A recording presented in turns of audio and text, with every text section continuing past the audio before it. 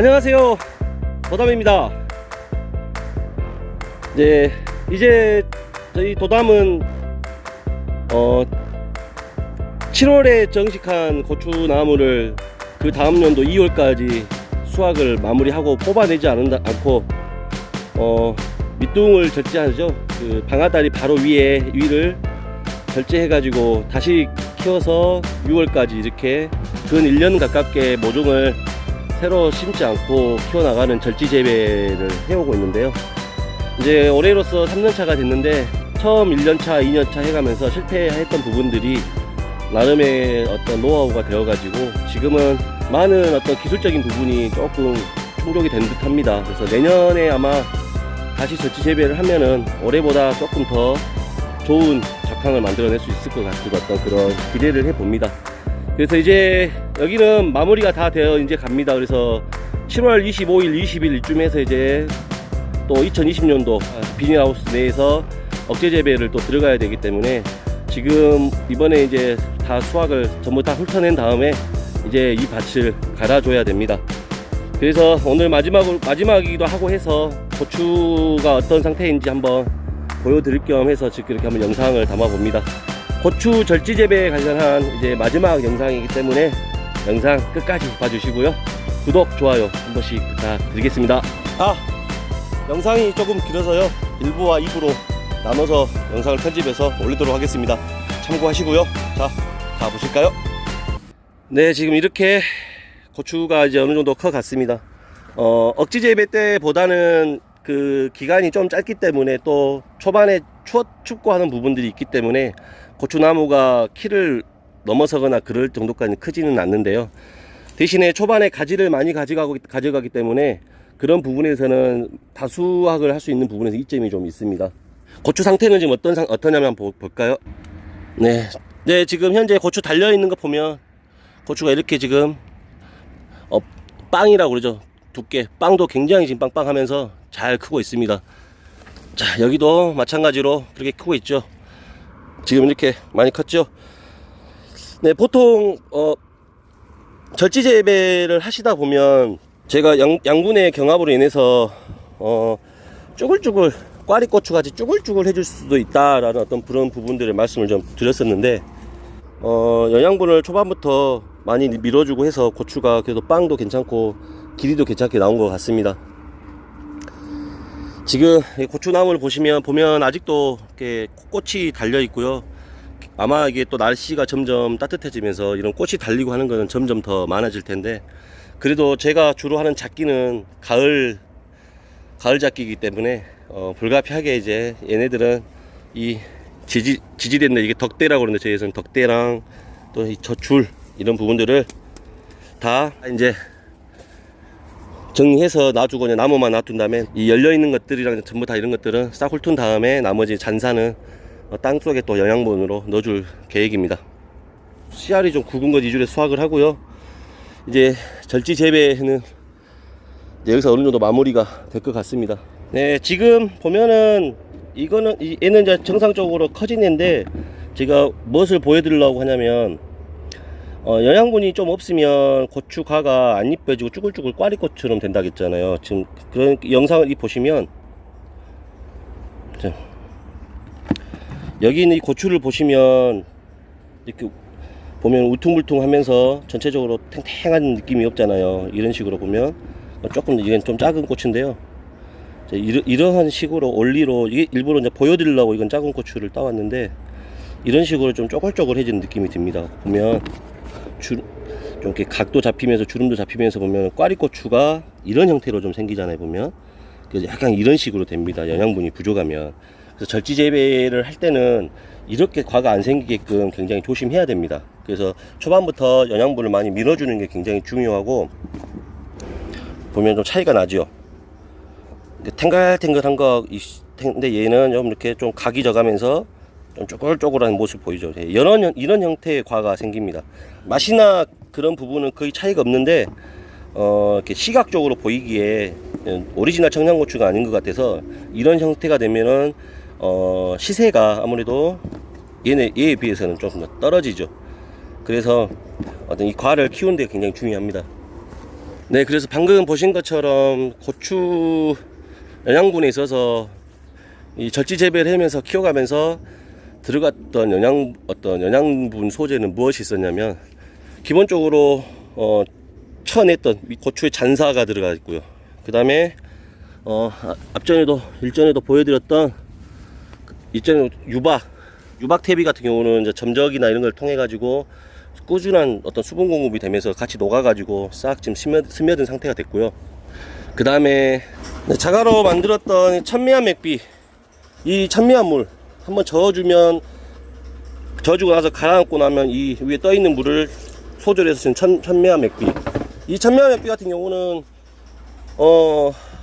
퇴적층이에요. 오랜 시간 동안 퇴적이 된 퇴적층에 있는 그 암석화가 되어 있는 것을 잘게 가루로 만들어 가지고 그거기 때문에 그 안에 어떤 퇴적층이 형성이 되면서 수많은 가지 뭐 동물의 사체도 있을 테고, 나무의 잔사, 뭐 뿌리, 나뭇잎, 또 여러 가지 뭐 풀, 산야초도 이런 것들 다 이런 것들 퇴적이 되면서 암석화가 되어 있는 것이기 때문에 그 안에는 어마어마한 영양분이 막 들어 있습니다.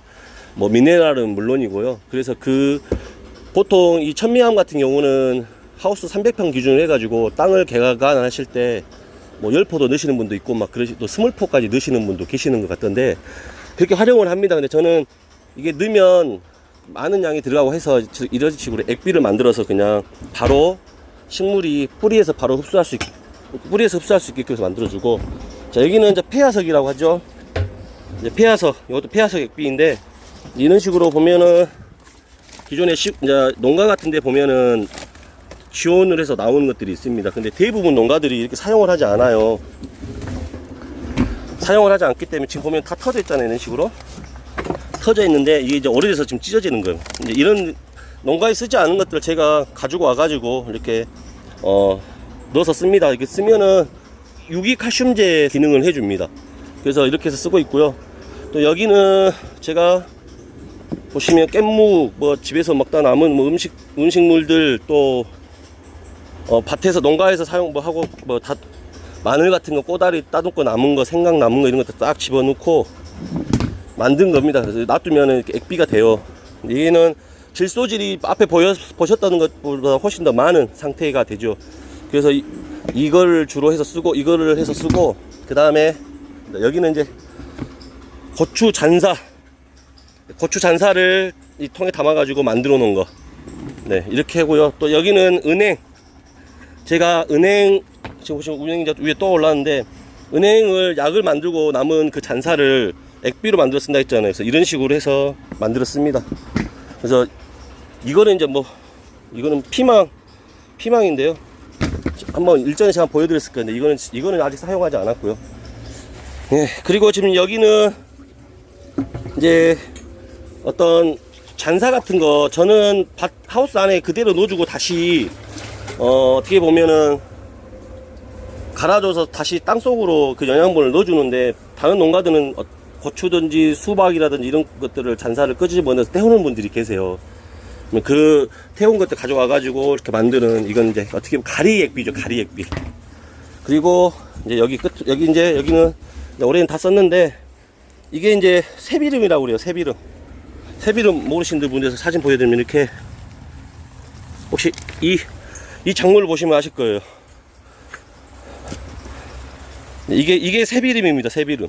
이 새비름은 착색제도 되고 착화제도 되고 비대도 되고 이런 그러니까 이제 열매가 열리기 시작했을 때, 꽃이 피기 시작했을 때부터 밀어 넣어주면은 굉장히 효과가 좋은 그런 천연 또 액비이기도 하죠. 이제 이거 같은 경우는 지금 거의 다 썼어요.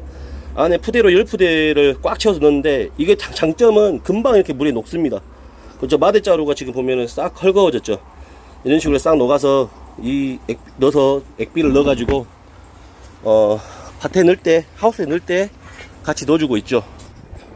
그리고 여기 있는 야외에 있는 이 통은 생선액비예요. 생선액비입니다. 제가 일부러 이건 열지 않을게요. 왜냐하면 이 생선액비 같은 경우는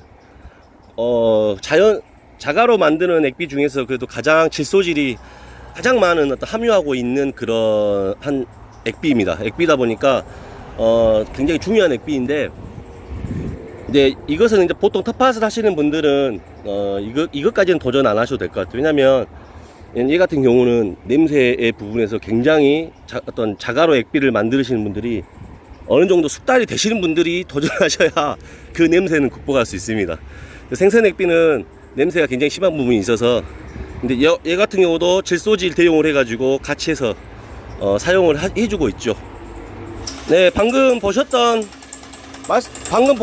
그러한 자가로 만든 액비들을 이런 통에, 여기는 토착 미생물을 제가 전문으로 만드는 고래통이에요. 그래서 여기에 500 정도를 만들면 이게 토탈 800까지 채워지는 고래통인데, 500을 만들었을 때 나머지 700에서 750까지의 액비들을 보충을 해가지고 하우스에 넣어줄 때 같이 넣어주고 있습니다. 또 미생물이 아니면 이렇게 작은 250ml짜리 통에 250짜리 PE통에 별도로 이제 액비들을 넣어서 미생물이 안 들어갈 때는 넣어주고 있죠. 그리고 여기에 추가로 천일염을 제가 항상 말씀을 드리는데, 이런 식으로 저는 이제 한 포를 다 써가지고 다시 사갖고 와가지고 쓰고 있는데, 1년에 보통 이 천일염 같은 경우는 7포에서 9포 정도 저는 사용을 하고 있는 것 같아요.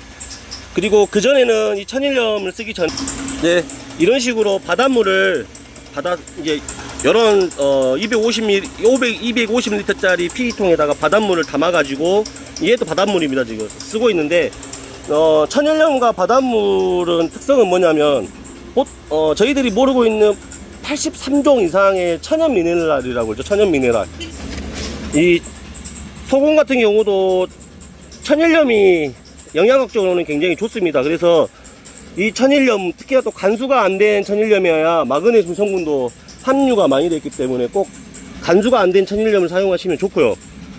이제 여기 이제 이 바닷물을 대체할 수 있는 거는 뭐냐면, 아무래도 이 바닷물을 사용을 해가지고 소금을 만들기 때문에 영양학적이나 어떤 안에 있는 잔존에 있는 어떤 그런 미생물적인 부분들의 성분들이 소금보다 더 좋습니다. 그래서 이제 뭐 이거는 밝혀진 건 아닌데, 제가 사용을 해보니까 바닷물이 훨씬 더 작물에는 좋은 것 같더라고요. 그래서 이 20L짜리 한 마리 기준이면 소금 한 500g 정도 되는 어떤 그런 염분의 수치가 비슷한 그런 성분이 될 것 같아요. 그래서 그 사용을 하고 있는데, 이제 어떻게 보면 천연 미네랄 성분으로 저는 이제 사용을 하고 있죠. 83종 이상의 어떤 성분이 들어있는 그런 천연 미네랄로, 어떻게 보면 미네랄 같은 경우는 필수적으로 있어야 되지만 극히 소량이기 때문에, 뭐 미네랄제를 사서 쓰시면은 사실은 한 통에 아주 작은 용기여도 3만원, 5만원씩 비싸잖아요. 더 비싼 것은 뭐 8만원 넘어가는 것도 있고 그러는데, 그런 것을 충분히 대체할 수 있습니다. 소금이나 바닷물을. 그래서 꼭 이거를 대체 사용하고 있고요. 이제 이거는 제가 이번에 접지 재배를 하면서 지금까지 만드는 자가로 만든 액비를 넣어주고 인해가지고 약간 조금 도움이 좀 필요한 부분이 있더라고요. 그래서 불가피하게 이렇게 영양 성비가 이렇게 질소, 인산, 가리 이런 부분들이 균형적으로 돼 있는 이런 것들을 활용해가지고 지금 이렇게 사용을 해주고 있습니다. 이걸 녹이면 색깔이 이렇게 빨간색이 되는데요. 수용성 비료죠. 그래서 바로 녹여서 쓸 수 있기 때문에 이런 것들은 한두 포대 정도 놔뒀다가 쉽게 말하면 다급할 때 얼른 넣어주죠. 질소와 같은 경우는 하루나 늦어도 3일 안에는 그런 결과가 나오기 때문에 바로바로 넣어줘서 이제 바로 양분들이 흡수가 되고 작물이 바로 효과가 나올 수 있게끔 해서 그렇게 조치를 하고 있습니다.